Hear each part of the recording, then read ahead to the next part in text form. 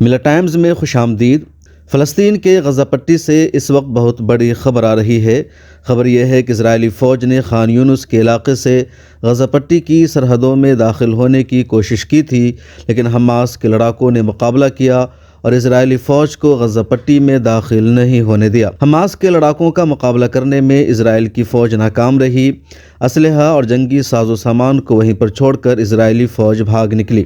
Al Jazeera اور CNN کی report کے مطابق حماس کے لڑاکوں کا مقابلہ اسرائیلی فوج نہیں کر سکی۔ حماس نے اسرائیل کے 2 ٹینک، ایک جنگی بلڈوزر اور کئی فوجی گاڑیوں کو تباہ و برباد کر دیا ہے، تاہم کسی طرح کی جانی نقصان کی ابھی تک کوئی خبر سامنے نہیں آ سکی ہے۔ اسرائیل نے بھی اپنے ٹینک کے تباہ ہونے کا اقرار کیا ہے، لیکن کسی طرح کی کوئی جانی نقصان ہوا ہو اس بارے میں نہ تو حماس نے کوئی دعویٰ کیا ہے اور نہ ہی اسرائیل نے اقرار کیا ہے۔ اس سلسلے میں اسرائیل کی طرف سے کہا گیا ہے کہ اس کی آرمی غزہ پٹی کے سرحد میں داخل نہیں ہو رہی تھی، بلکہ سرحدی دیوار اور باڑ جو توڑ دیا گیا تھا اس کو ٹھیک کرنے کے لیے فوج وہاں گئی تھی، جس کو حماس نے نہیں کرنے دیا۔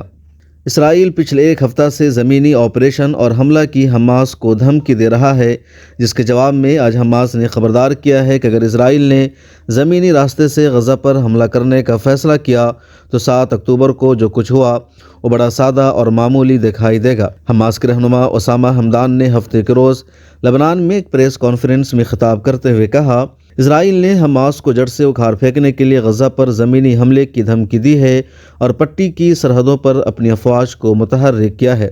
حماس کے رہنما ہمدان نے انکشاف کیا کہ کئی بین الاقوامی جماعتوں نے حماس کے ساتھ غیر ملکی قیدیوں کے بارے میں بات چیت کی ہے۔ غزہ پر اسرائیلی حملہ اور آپریشن ختم ہونے کی صورت میں ہی ہم اسرائیلی فوج کے قیدیوں کے انجام کے بارے میں بات چیت کریں گے۔ جب مناسب حالات ہوں گے تو ہم سویلین قیدیوں کی رہائی کے معاملے پر غور کریں گے۔ جمعہ کو حماس نے 2 امریکی قیدیوں کو رہا کیا ہے۔ ایک ماں اور اس کی بیٹی کو رہا کیا گیا۔ اس سے کچھ دن پہلے حماس نے 2 خواتین قیدیوں کو بھی رہا کیا تھا۔ اس سے پہلے اسرائیلی فوج نے غزہ میں حماس کے ٹھکانوں پر راکٹ لانچروں اور چھاپوں کا اعلان کیا ہے۔ جہاں تک القسام بریگیڈ کا تعلق ہے، اس نے ہفتے کے روز تل ابیب پر راکٹ برسٹ فائر کرنے کا اعلان کیا تھا۔ اس سے پہلے اسدود پر بھی کئی گھنٹے گولے برسائے گئے تھے۔ بیورو رپورٹ، ملت ٹائمز۔